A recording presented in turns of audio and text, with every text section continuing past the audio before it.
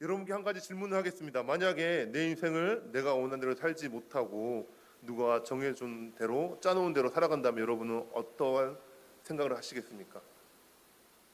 이렇게 물어보면 좀 막연하잖아요. 그럼 제가 예를 한번 들어줘 보겠습니다.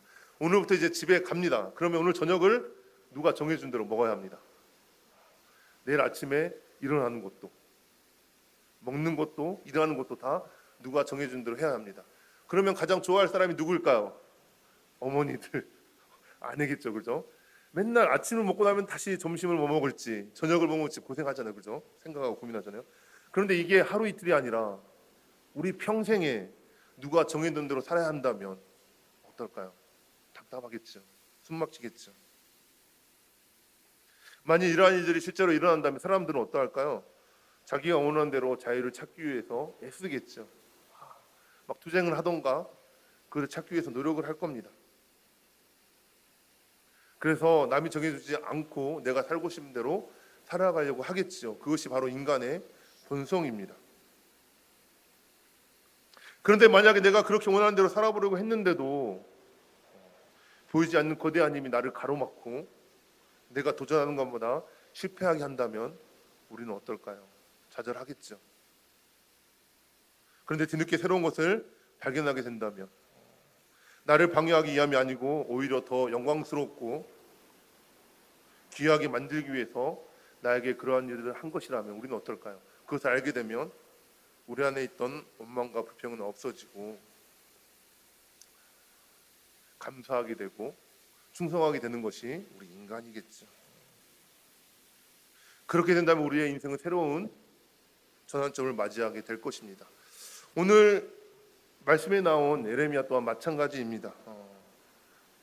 에레미야에게도 이와 비슷한 상황이 오늘 주어지고 있습니다. 우리가 오늘 읽지 않았지만 본문 1절에 보면 에레미야의 출신에 대해서 이야기합니다. 원래는 제사장 hil기야의 아들이었다고 이야기하고 있고 제사장 가문에서 태어났다고 말하고 있습니다. 이 말은 무엇을 의미합니까? 에레미야의 인생과 직업은 정해져 있다는 것이죠. 제사장의 가문에서 태어난 사람은 제사장이 되어야 하는 것입니다. 에레미야가 거부하거나 탈선만 하지 않는다면 그의 인생은 그냥 제사장으로 살아가게 되어 있는 것입니다. 이렇게 안정된 삶을 살 수 있음에도 불구하고 하나님께서 오늘 에레미야를 찾아오셔서 그를 부르시면서 하나님께서 예정하신 다른 길이 있다고 말씀해 주시고 있습니다. 오늘 말씀 5절 뒷부분에 보니까 내가 너를 여러 나라의 선지자로 세워놓으라고 말씀하시면서 에레미야는 제사장의 삶이 아니라 선지자의 삶을 살게 될 것이라고 하나님은 말씀하십니다. 여러분, 제사장의 직분은 어떻습니까? 세습적입니다. 아버지가 제사장이면 아들 또한 제사장이 되어집니다. 그렇지만 선지자는 어떻습니까? 하나님의 필요에 따라서 차출되어집니다. 그리고 하나님이 그때그때 주시는 말씀에 따라서 그 말씀을 가감하지 아니하고 전해야 하는 것이 선지자의 직분이죠. 제사장은 제사의 업무만 수행하면 됩니다. 하지만 선지자는 그때그때 하나님의 말씀에 귀 기울여야 하고 그 말씀을 바로 전해야 하는 것이 바로 선지자의 사명이죠. 그런데 오늘 말씀해 보니까 하나님께서 에레미야를 제사장에서 선지자로 불렀다고 말씀하십니다. 그 부르심이 에레미야를 전혀 다른 인생으로 이끌고 갑니다. 여러분 혹시 시 좋아하시나요? 우리 학창 시절에 시를 많이 배우죠. 문학을 많이 배웁니다. 그런데 기억나는 것이 없습니다. 왜일까요? 시험 공부를 위해 배우기 때문이죠. 그런데 유일하게 기억나는 시가 하나 있습니다. 여러분도 잘 아시겠지만 김춘수 시인의 꽃이라는 시입니다. 다 아시죠? 한번 읽어드리겠습니다. 내가 그 이름을 불러주기 전에는 그는 다만 하나의 몸짓에 지나지 않았다. 내가 그의 이름을 불러 주었을 때 그는 나에게로 와서 꽃이 되었다. 내가 그의 이름을 불러준 것처럼 나의 빛깔과 향기에 알맞은 누가 나의 이름을 불러다오. 그에게로 가서 나도 그의 꽃이 되고 싶다. 우리들은 모두 무엇이 되고 싶다. 너는 나에게, 나는 너에게 잊혀지지 않는 하나의 눈짓이 되고 싶다. 여러분 다 기억나시죠? 그죠? 이 시를 정말로 많은 사람들이 알고 좋아할 것입니다. 이 시에서 하나의 몸짓이 꽃으로 재탄생되고 그 꽃은 우리의 의미로 발전되어 있는 것을 우리는 보게 되죠. 아무도 관심을 주지 않고 의미가 없었던 하나의 몸짓이 내 이름을 불러주고 나를 꽃으로 만들어준 대상이 있을 때 의미가 되어지는 것이죠. 서로에게 의미 있는 존재로 인정받고 싶은 소망을 이 꽃이라는 시를 통해서 잘 나타내주고 있습니다. 우리는 관계성 속에서 의미를 발견합니다. 그래서 혼자 덩그러니 남아져 있으면 내 인생에는 아무가 의미가 없는 것이죠. 혼자 떨어져 있는 존재, 거기에는 어떠한 의미도 찾기가 힘듭니다. 그저 공허하고 허무하고 외롭고 고독한 존재일 뿐입니다. 그래서 사람들은 관계성을 갖고자 하죠. 그곳에서 의미를 가지며 살아갑니다. 우리 인생의 의미는 나 혼자 살아가는 것이 아니라 내 주위에 어떤 사람들이 있느냐에 따라서 그것들이 평가되어지는 것이죠. 때로는 선배와 후배로, 때로는 친구와 동료로, 때로는 동역자들로 살아가게 되어집니다. 이렇게 서로 함께 한 시간과 추억들이 있을 때 그것들이 모아져서 나라고 하는 존재가 생겨지게 되는 것이죠. 이렇게 사람들의 관계 너무나 중요합니다. 그런데 우리에게 있어서 더 중요한 관계가 있습니다. 그것이 무엇인가 하면 하나님과의 관계가 바로 그것입니다. 내 인생의 진짜 의미는 무엇일까요? 내가 많은 사람들을 알고 정말로 지위가 높은 사람들을 알고 그런 것이 중요할까요? 아닙니다. 하나님이 나를 부르시고 내 인생의 의미를 부여하실 때 우리 인생의 의미가 시작되어지는 것입니다. 하나님께서 우리 인생을 만드실 때, 우리를 만드실 때 그저 이 세상에서 서로 아웅다웅하면서 즐겁게 살라고 만드신 것은 아닙니다. 하나님 우리를 지으실 때 이 세상에서 재밌게 사는 것만으로 우리를 지으신 것이 아니죠. 우리를 부르시기 위해서, 하나님의 일들을 감당케 하기 위해서 우리를 이 땅 가운데 보내주신 것입니다. 성경의 위대한 인물들은 모두 하나님의 부르심으로부터 시작되어졌습니다. 그래서 어쩌면 우리 인생은 하나님의 부르심 이전과 그 부르심에 응답한 이후의 인생으로 구별할 수 있겠습니다. 하나님의 부르심도 모르고 목적 없이 방황하던 인생에서 이제는 나의 빛깔과 향기에 알맞은 이름으로 나를 불러주신 하나님의 계심을 깨닫고 그분의 부르심에 응답하게 살아갈 때 우리 인생은 전혀 새롭게 다가오는 것이죠. 오늘 에레미야도 마찬가지입니다. 하나님의 부르심으로 그의 인생에는 의미가 더해졌습니다. 어쩌면 제사장의 아들로 태어나서 제사장으로서 그 일을 맡으면서 죽을 수도 있었겠지만 숙명을 여기며 성장했겠죠. 그런데 하나님께서는 어느 날 그를 부르셨습니다. 그것을 통해서 제사장의 직분은 송두리째 벗어버리고 하나님의 다른 일들을 감당하게 된 것이죠. 그는 선지자로 부르시는 하나님의 부르심으로 전혀 새로운 인생을 살게 되었습니다.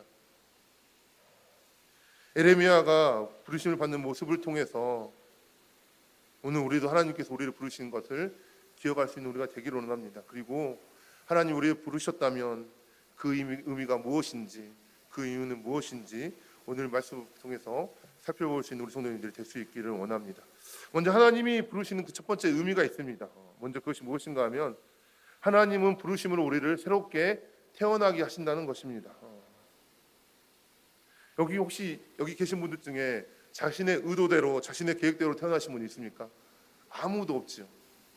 그렇다고 해서 우리가 우연히 어쩌다가 그냥 태어난 겁니까? 그것도 아니죠. 5절입니다. 내가 너를 모태에 짓기 전에 너를 알았고 내가 배에서 나오기 전에 너를 성별하였고 너를 여러 나라의 선지자로 세웠노라 하시기로 라고 말씀하고 있습니다. 여기 보면 알았고 성별하였고 세웠다라고 말씀을 하고 있죠. 우리는 종종 길을 잃어버릴 때 버린 것 같은 인생을 살 때가 많습니다. 내가 잘 살고 있는지 아니면 내가 바른 길을 가고 있는지 어디로 가고 있는지도 모르고 살 때가 많죠. 그런데 어느 순간 하나님께서 찾아오셔서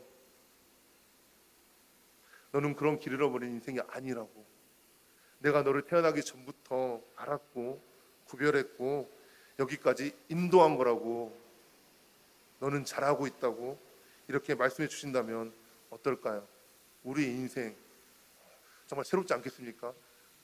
맞죠? 새롭겠죠. 우리는 내가 보는 것밖에 보지 못합니다. 알지 못합니다. 지금 당장 내가 처해 있는 현실만 바라보면서 생각하죠. 그러나 하나님께서 뭐라고 말합니까?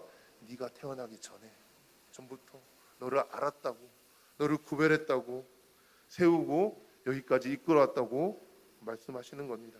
여기서 하나님의 그 애정과 섭리와 경륜의 교리가 나옵니다. 이 교리들이 주는 중요한 메시지가 뭘까요? 동일한 메시지가 무엇일까요? 그것은 하나님이 내 삶의 주인이라는 것이죠. 맞습니다. 그리고 내 삶의 주권을 누가 가지고 계시다고요? 하나님이 가지고 있다는 것을 분명히 우리에게 말씀해 줍니다. 이것을 깨닫고 하나님의 부르심에 응답하고 순종하는 인생과 하나님의 부르심을 깨닫지 못하고 막 살아가는 인생, 방황하는 인생과는 질적으로 차이가 있겠죠. 이렇게 하나님의 부르심으로 우리는 새로운 인생을 살아갈 수가 있습니다. 그렇다면 하나님의 부르심은 또 어떠한 것이 우리에게 알려주게 될까요? 그 의미를 제대로 알지 못하면 우리는 두려움을 느낄 수밖에 없습니다. 하나님의 부르심이 우리의 삶을 근본적으로 흔들어 놓습니다. 내가 당연하다고 생각했던 것들을 바꾸어 놓죠. 그래서 에레미야는 하나님의 부르심에 부담스러워했습니다. 첫 번째 반응을 보자면 사실상 거부했죠. 6절에 보면은 하나님의 부르심에 대해서 에레미야의 반응은 무엇입니까? 슬프도소이다입니다. 6절입니다. 내가 이르되 슬프도소이다 주 여호와여 보소서 나는 아이라 말할 줄을 알지 못하나이다 하니라고 대답하고 있습니다. 슬프도소이다 하면서 뭐라고 말합니까? 탄식하죠. 주 여호와여. 그러면서 무엇이라고 말합니까? 나는 아이라서 말할 줄 모른다고 말하고 있습니다. 거부사를 밝힌 것이죠. 여기서 아이라는 말이 어려서 나는 이것을 감당할 수 없습니다. 조리있게 말할 수 없습니다. 그 말도 있지만 다른 언어적 의미로 해석해 보자면 자기가 전하는 말씀의 권위를 인정받을 만한 지위에 있지 않다는 것이죠. 내가 말하는 것을 듣고 사람들이 이것을 인정하지 않을 것 때문에 하나님 저는 그것을 할 수 없습니다 하는 것이죠. 그래서 하나님께서 선지자로 부르신 그 부름 앞에 아멘하고 나아갈 수 없는 것이죠. 그런데 여러분 그거 아십니까? 대부분 하나님의 일꾼들, 하나님의 사명을 맡은 자들이 대부분이 처음에는 다 하나님 앞에 이렇게 말합니다. 모세가 그러했습니다. 모세가 하나님의 부르심을 받을 때 이렇게 말합니다. 자기는 본래 말을 잘하지 못하는 사람이라고, 그리고 나는 입이 뻣뻣한 사람이라고, 그러니 굳이 사명을 맡기시려면 보낼 만한 사람을 보내시라고 말했죠. 자신은 하나님이 부르시는 그 사명을 감당하기에는 부적격자라고 말했습니다. 또 기도는 어떻습니까? 이스라엘을 미단의 손에서 구원하라고 하나님의 부르심을 받은 기도는 또 어떻게 말합니까? 내가 무엇으로 이스라엘을 구원하리니까 말했죠. 그러면서 하는 말이 우리 집안은 므낫세 중에서도 지극히 약한 집안이고 나는 내 아버지의 집에서도 가장 작은 자입니다 하고 말하고 있죠. 나 같은 자가 어떻게 이스라엘을 구원할 수 있겠습니까? 하면서 사양했습니다. 거듭된 말씀에 그 부르심이 확실하다면 그가 또 어떻습니까? 하나님께 계속 표징을 구하죠. 하나님 이거 이렇게 해주세요. 저렇게 해주면 제가 믿을게요. 그러면서 이야기할 정도였습니다. 여러분 대부분의 목회자들은 어떨까요? 목회자들도 하나님의 소명을 받습니다.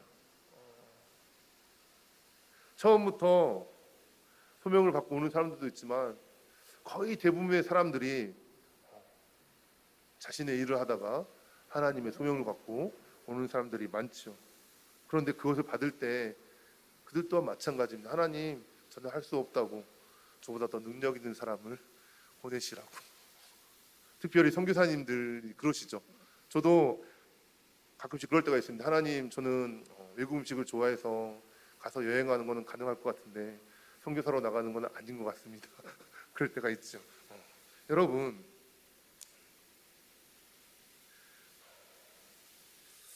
하나님의 부르심 앞에서 느끼는 두려움이 있죠. 그런데 이 두려움이 어떠한 두려움인가 하면 공포의 두려움이 아닙니다. 하나님 앞에 경외함으로 느끼는 거룩한 두려움인 것이죠. 하나님 앞에 서게 될 때, 하나님의 부르심을 받을 때, 하나님의 일을 할 때 이 죄인이 감당할 수 있을지, 이 죄인이 해도 될지 하는 거룩한 두려움으로 경외하는 마음으로 나아오는 것이죠. 우리에게도 이러한 거룩한 두려움을 느낄 수 있죠. 하나님께서 맡기실 때 그런 것들이 들 수 있습니다. 하지만 이것을 하나님께서는 극복하도록 도와주시는 사실을 기억해야 하겠습니다. 그리고 세 번째로 우리가 또 알아야 될 것이, 하나님께서 부르십니다. 부르실 때 하나님께서 그냥 그럼 네가 알아서 한번 해봐라, 네가 어떻게 하나 한번 봐볼게 하실까요? 아니라는 것입니다. 하나님께서 함께 하시고 그 사명을 감당할 수 있도록 능력 또한 주시겠다고 약속해 주신다는 것입니다. 핑계대고 거절하는 자를 위해서 설득하려면 어떻게 해야 될까요? 그만큼 그 사람을 도와주고 능력을 주면 되는 것이겠죠. 조건을 제시해 주면 됩니다. 하나님이 역시 두려워하는 에레미야를 하나님의 선지자로 세우시고 부르실 때 거절할 수 없도록 몇 가지 말씀을 해 주십니다. 조금 더 자세히 살펴보자면 한 4가지 정도를 말씀해 주십니다. 첫 번째로 에레미야가 감당하게 될 사명의 본질을 말씀해 주십니다. 에레미야가 부담스러운 이유가 무엇일까요? 자신의 능력에 비해서 자기가 해야 될 일이 엄청나고 그 결과를 확신할 수가 없었기 때문이었겠죠. 자신의 아이와 같고 말씀을 듣는 자들이 자신을 인정하지 않고 전할 말씀을 듣지 않으려고 하기 때문에 그가 갈 수 없다고 말하는 것이죠. 이렇게 두려움 가운데 거절하는 의사를 밝힌 그에게 하나님께서는 사명의 본질을 말씀하십니다. 7절입니다. 여호와께서 내게 이르시되 너는 아이라 말하지 말고 내가 너를 누구에게 보내든지 너는 가며 또한 내가 너에게 무엇을 명령하든지 너는 말할지니라 그랬습니다. 여러분, 이게 무슨 의미일까요? 선지자의 사명은 자신의 지식을 가지고 사람을 설득하는 것이 아닙니다. 하나님께서 주시는 말씀을 그대로 전하기만 하면 되는 것이죠. 그 결과는 누가 하시는 건가요? 하나님께서 하시는 거죠. 사명자는 그저 순종함으로 그 말씀을 전하기만 하면 됩니다. 우리의 무기는 세상의 경험이 아니고 지식이 아니고 하나님의 말씀에 순종하는 데 있는 것입니다. 우리가 선뜻 하나님의 부르심과 하나님의 그 말씀에 순종하지 못하는 이유가 무엇입니까? 그 결과에 대한 확신을 장담할 수 없기 때문이겠죠. 그럴 때가 많습니다. 말씀에는 이렇게 되어 있는데 이 말씀대로 순종하면 정말 결과가 좋을까? 내 본 마음은 안 그런데 말씀 이렇게 하라고 하니까 그 말씀대로 하긴 하는데 나에게 유익이 될까 하는 고민들이 되어지겠죠.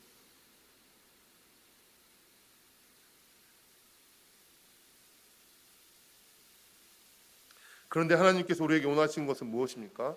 그 결과까지도 하나님께 맡기라는 것입니다. 제가 대학 다닐 때 동아리를 통해서 전도에 대한 강의를 들었습니다. 많은 시간을 들여서 강의를 했는데 그 중에 가장 중요한 게 무엇이었나 하면 딱 3가지를 알면 된다고 배웠습니다.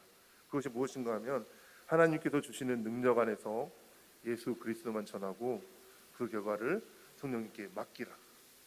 여러분, 간단하죠, 그죠? 우리가 누구를 전도할 때 계획을 합니다. 우리 교회 밥이 맛있어요. 우리 교회 목사님 말씀이 좋아요. 우리 교회 건물이 너무나 좋아요. 함께 와서 한번 같이 나세요. 그렇게 말하는데 그게 아니라 하나님 우리에게 능력을 주시거든요. 권세를 주시거든요. 그것을 가지고 나와서 예수님 믿으라고, 예수님 믿는 것이 구원이라고 그렇게 고백하라는 것이죠. 그리고 뭐라고요? 그 결과를 내가 막 고민해요? 아니라고요. 하나님께 맡기면, 성령님께 맡기면 그 영혼을 역사하실 거라고 말하는 것이죠. 마찬가지입니다. 우리의 사명 또한 마찬가지입니다. 우리가 사명을 받을 때 하나님께서 맡겨주셨는데 이거 잘못되면 어떡하지? 내가 다 망치면 어떡하지? 그것이 아니라 그 결과는 하나님께서 인도하실 것이니 그저 순종하고 따르면 역사하시는 하나님을 바라보게 될 것을 믿고 나아가는 성령이 될 수 있기를 원합니다. 믿음이라고 하는 것은 여러 가지로 정의할 수 있습니다. 그런데 오늘 말씀을 통해서 알 수 있는 것은 하나님의 말씀에 순종하고 그 결과를 하나님께 맡기는 것이 믿음입니다. 순종한다고 했는데 그 결과를 맡기지 않고 내가 두려워하고 내가 그 결과를 어떻게 하려고 한다면 그것은 믿음이 아니게 되는 것이죠.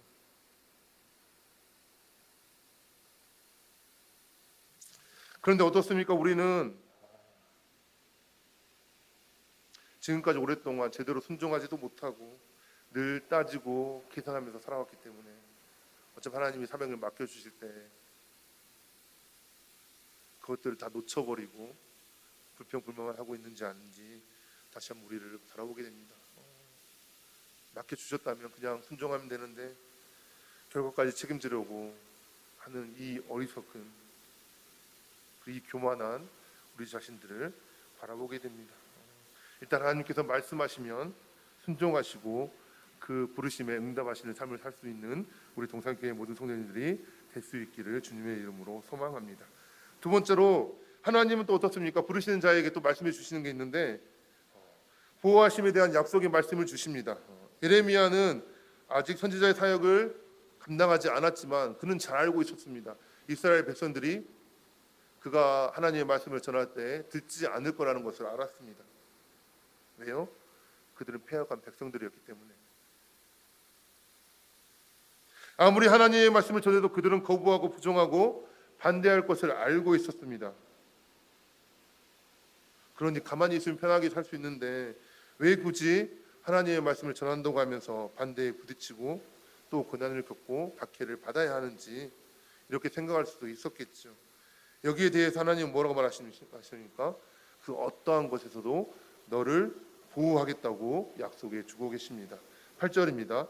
너는 그들 때문에 두려워하지 말라. 내가 너와 함께하여 너를 구원하리라.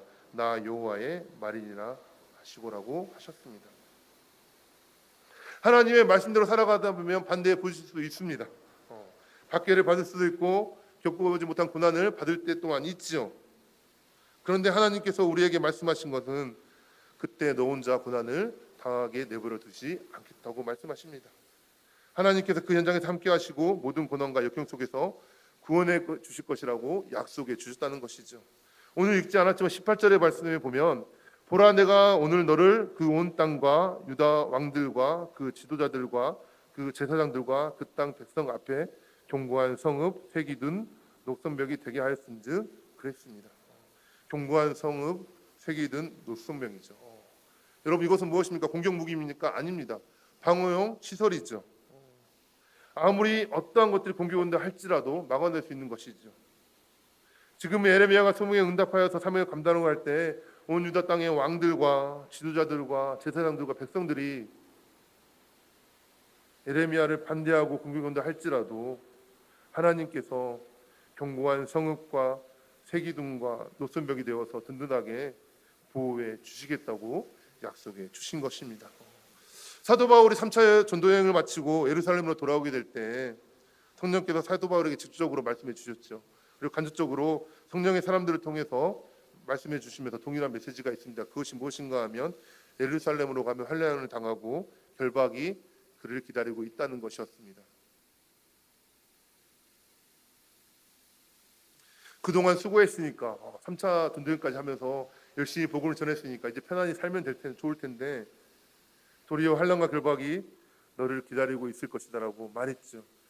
그때 바울의 반응은 어떠합니까? 그 사실을 알면서도 예루살렘을 향하여 나아갑니다. 왜 그러합니까?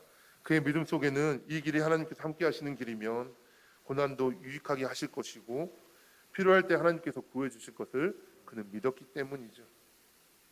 우리가 어떤 일을 지내라고 할 때 두려운 마음이 들 때가 있습니다. 불안할 때가 있죠. 그 이유는 지금 내가 하나님의 뜻대로 순종하고 있다는 확신이 없기 때문이겠죠. 지금 내가 가는 길이 순종의 길이고 말씀을 따라가는 길이고 하나님께서 함께 하시는 길이라고 믿는다면 불안할 것 없습니다. 두려워할 것도 없습니다. 지금 당장 내 눈에 보이는 것이 반대하는 것처럼 보인다 할지라도 결국 하나님께서 그 일을 이룰 것이기 때문입니다. 우리는 하나님의 부르심의 길에 순종함으로 불안과 두려움을 이겨내고 하나님께서 주시는 확신과 소망으로 살아갈 수 있기를 주님의 이름으로 축원합니다. 또 부르시는 자에게 하나님께서 주시는 세 번째 말씀은 하나님께서는 함께하여 주심을 표징으로 보여주십니다. 우리는 종종 말씀만으로 안심이 안 될 때가 있죠. 그죠? 말씀대로 살아가면 될까 하면서 막 고민될 때가 있죠. 현실이 너무나 힘들면 말씀만 가지고 그 현실을 극복하지 못할 때가 있습니다. 그래서 우리가 말씀을 붙잡고 기도하죠. 그러면 하나님은 때때로 우리에게 어떻습니까? 기도의 응답을 통해서 우리를 위로하시고 새 힘을 더하여 주십니다. 그리고 사명을 감당할 때 하나님께서 우리에게 은사를 주시고 은혜를 주시고 지혜를 주셔서 감당케 하시죠. 때로는 주위에 동역자를 붙여주기도 하시고, 때로는 주위 성도를 통해서 위로도 하시고, 그럼으로써 우리에게 해주시죠. 오늘 말씀 또한 마찬가지입니다. 9절입니다. 여호와께서 그의 손을 내밀어 내 입에 대시며 여호와께서 내게 이르시되 보라 내가 내 말을 내 입에 두었노라라고 말씀하십니다. 어떠한 모습인지 알 수 없지만 어쨌든 에레미야가 경험한 것은 하나님께서 하나님의 손을 그의 입에 대는 것을 그가 느끼게 되었다는 것이죠. 하나님이 하나님의 손을 내밀어 입에 대었다는 것은 무엇을 의미합니까? 이제 그의 입은 하나님의 말씀을 대언하는 도구가 되었다는 것을 의미하죠. 이제 하나님의 말씀을 대언하는 것은 에레미야 입을 통해서 말씀하시겠다고 하나님께서 보여주신 것이죠. 이사야 선지자도 부름을 받았을 때 이러한 것을 경험하게 됩니다. 이사야서 6장 6절에서 7절 말씀입니다. 그때 그 스랍 중에 하나가 부젓가락으로 제단에서 집은 바 핀 숯을 손에 가지고 내게로 날아와서 그것을 내 입술에 대며 이르되 보라 이것이 내 입에 닿았으니 내 악이 제하여졌고 내 죄가 사하여졌느니라고 하더라라고 했습니다. 우리가 가장 쉽게 죄를 짓는 것은 무엇일까요? 바로 입으로 죄를 짓는 것입니다. 말로 실수하죠. 말로 상처받습니다. 말로 분쟁을 일으키고 말로 비난을 하고 거짓말을 합니다. 말로 죄를 짓는 게 너무나 많지요. 그래서 우리 입에서 나오는 말의 무게는 너무나 무게가 없고 권세가 없습니다. 그러나 하나님께서는 그 입술을 하늘 제단의 숯불로 정결케 하시는 것이죠. 하나님의 손을 친히 그 입에 대어주시면서 그 입술을 정결케 하시고 하나님의 도구로 사용하시겠다고 오늘 예레미야에게 보여주고 계시는 것입니다.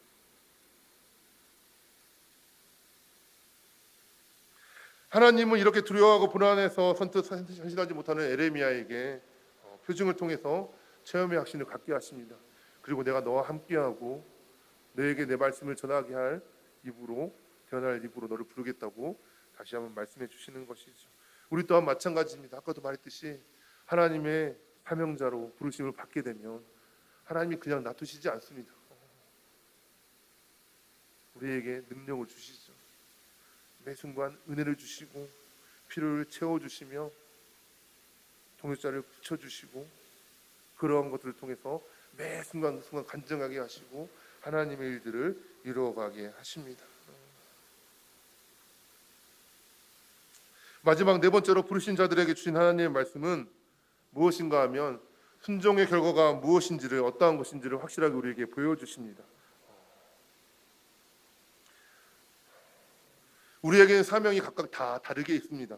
그러나 순종하게 될 때 이 모든 성도님들의 그 사명이 합력하여서 선을 이루며 하나님의 뜻을 이루게 되어집니다. 고린도서 3장 6절입니다. 나는 심었고 아볼로는 물을 주었으되 오직 하나님께서 자라게 하셨나니 라고 말하고 있습니다. 심든 물을 주든 하나님이 보내시는 대로 순종하게 되면 어떻습니까? 하나님은 자라게 하시는 결과를 보여주시겠다고 말씀하고 있는 것입니다. 우리도 마찬가지죠. 우리도 하나님 보내신 그 자리에서 그 역할만큼 순종하게 될 때, 감당하게 될 때 하나님의 역사가 우리 가운데 이루어지는 것입니다. 우리 동산교회 우리 성도님들 한 사람 한 사람 불러주셨고 우리에게 사명을 감당케 하셨는데 우리 성도들 한 사람 한 사람이 하나님 앞에 순종할 때 아름다운 교회로 세워질 줄로 믿습니다. 에레미야도 마찬가지입니다. 하나님의 말씀에 순종할 때 그것이 어떤 결과가 나타날지 그는 잘 몰랐죠. 하나님 그들이 내 말을 안 들을 것 같아요. 그렇게 말을 했죠. 그런데 하나님께서 분명히 말씀해 주십니다. 10절 말씀입니다. 보라 내가 오늘 너를 여러 나라와 여러 왕국을 위해 세워 내가 그들을 뽑고 파기하며 파멸하고 넘어뜨리며 건설하고 심게 하였느니라 하시니라 하셨습니다. 여기 보면 농사용어도 나오죠. 뭐 심는 거 나오고 그다음에 뭐 전쟁용어 파멸하기도 하고 건설용어 세우기도 하겠다고 말하고 있죠. 이렇게 허물고 짓고 하는 일들을 그 입에서 선포되어지는 말씀으로 하시겠다고 하나님은 에레미야에게 확신하게 말씀해 주십니다. 에레미야의 사역은 물리적인 충돌을 하는 것이 아닙니다. 하나님의 말씀을 전하고 대언하게 될 때 그 말씀이 그대로 이루어지는 역사들을 보게 하시겠다고 말씀하고 있는 것입니다. 그 말씀이 그것들을 허물고 파괴할 것이다 전해지면 그대로 이루실 것이고, 그 자리에 다시 심고 세우고 건설할 것이다 그러면 다시 세워질 것이라고 하나님께서 말씀해 주시는 것이죠.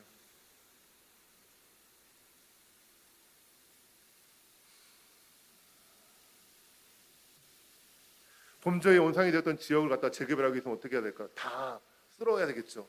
깨끗이 청소하고 그 위에 다시 세워야 되겠죠. 대충 그냥 정리해놓고 세우게 되면 어떻습니까? 새로운 건물을 지어도 새로운 게 아닌 게 되겠죠.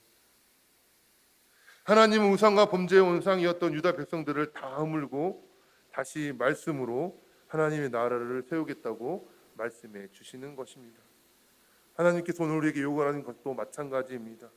우리의 잘못된 신앙, 우리의 잘못 세워진 가치관, 세상과 세속에 물든 마음, 하나님보다 더 많이 사랑하는 그 우상들, 이런 것들을 하나님의 말씀 안에서 뽑을 것은 뽑아내고 파괴할 것은 파괴하고 넘어뜨리고 다시 하나님의 말씀으로 세우시기를 원하시는 것입니다. 그리고 그 위에 다시 하나님의 말씀으로 우리의 신앙과 삶을 건설하고 심기를 원하시는 것이죠. 하나님은 오늘 또 우리가 그렇게 살아가기를 위해서 우리를 부르고 계시는 것입니다. 로마서 11장 29절 우리 함께 읽어보도록 하겠습니다. 로마서 11장 29절입니다. 하나님의 은사와 부르심에는 후회하심이 없느니라. 다시 한번 읽어볼까요? 하나님의 은사와 부르심에는 후회하심이 없느니라. 하나님이 우리를 부르시고 어떠한 일을 맡기시고 말씀하실 때 그냥 하게 하시지 않는다고 하셨죠. 이미 다 계획하시고 알고 하시는 거기 때문에 그분께는 후회하심이 없습니다. 나를 지으셨기 때문이죠. 그리고 그것에 알맞게 내 이름을 부르시고 나를 보내실 때 거기에 순종하게 되면 우리는 그 속에서 놀라운 역사가 우리의 삶 속에서 나타나게 되어집니다. 우리의 소명은 사명의 자리로 이루어지게 되어 있습니다. 하나님께서는 여기 계신 모든 성도님들을 부르셨습니다. 그냥 태어나게 하신 것도 아니고요. 창세 전부터 나를 택하시고 나에게 사명을 주시고 하나님의 일들을 감당케 하셨습니다. 하나님께서 나를 부르셨다고 하는 것은 그냥 나를 불러서 세워놓는 것에 그치게 하기 위함이 아니라 하나님의 뜻을 이루는 사명의 자리에서 사명을 이루는 것으로 우리를 불러주셨다는 것이죠. 하나님 우리를 하나님의 자녀로, 하나님의 백성으로, 하나님의 일꾼으로 부르셨던 사실을 기억하십시오. 그리고 그 사명에, 그 부르심에 순종할 수 있는 우리 모든 성도님들이 되기를 원합니다. 오늘 에레미야가 하나님의 그 소명을 받을 때 하나님께서 그에게 말씀을 주시고 은혜를 주시고 확신시켜 주셨던 것처럼 우리 또한 불러주실 때 내 힘이 아니라 내 생각이 아니라 하나님의 그 능력으로 우리를 불렀던 사실을 늘 기억해야 하겠습니다. 그리고 그 결과는 오직 하나님께만 맡기며 나아가는 우리 성도님들이 될 수 있기를 원합니다. 그렇게 살아갈 때 우리의 삶이 하나님이 보시기에 아름다운 삶이 될 것이고 우리의 삶 가운데 하나님의 역사가 이루어질 줄로 믿습니다. 우리 여기 계신 모든 성도님들, 또 이 영상을 보고 계신 우리 동산교회 성도님들 함께 하나님 안에서 지어져 가기를 원합니다. 모든 성도들이 하나님이 맡겨주신 그 사명을 잘 감당할 때 우리 동산교회가 하나님이 맡겨주신 그 사명, 영혼군의 사명을 잘 감당하게 될 줄로 믿습니다. 이 시간 기도하도록 하겠습니다. 사랑의 하나님 아버지 감사합니다. 우리를 창세전부터 택하여 주시고 하나님 구원하여 주시고 하나님의 일들을 맡겨주시니 감사합니다. 나를 구별하시고 나를 여기까지 세우신 하나님의 손길을 늘 기억하게 하여 주시고 감사 찬양하며 나가는 우리가 되게 하여 주시옵소서. 목적도 의미도 없는 인생을 살아가지 않게 하여 주시고 나를 부르신 하나님의 그 부르심에 응답하며 순종하며 나아가는 우리 성도들 되게 하여 주시고 함께 지어져 갈 수 있도록 하나님이 세워주신 이 동산교회를 아름답게 세워가는 우리 모든 성도들이 될 수 있도록 인도하여 주시옵소서. 예수님의 이름으로 기도합니다.